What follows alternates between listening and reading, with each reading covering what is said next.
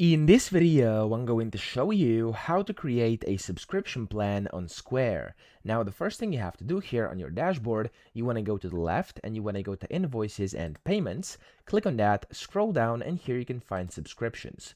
So when you click on subscriptions, you can then go and click on create a plan over here. If you don't have any, it's going to be empty like mine.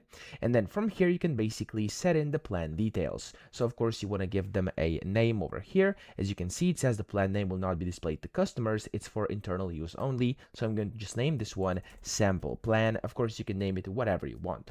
Then here, of course, you can put on the items. So as you can see, it says to sell subscriptions through your Square Online site. You have to upgrade, but of course, I don't have the upgraded plan right now, so I'm just going to click on assign items, and I'm actually going to do let's just do this consultation and then done over here.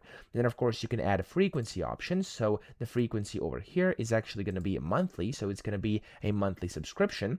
And of course you can select the billing date. I'm going to do subscription start date, and then subscription ends I'm going to do never, or of course you can do after a set amount of billing cycles. So here, if you want to apply a discount as well, you can do that. I'm going to do a discount of 20% over here, and then you have additional settings such as pause subscriptions, which allows people to basically pause their subscriptions to this plan. So I'm actually going to set this on, and of course you could do by billing cycle, and of course you can set they can pause once every, for example, 6 billing cycles, or you could do a no limit one over here.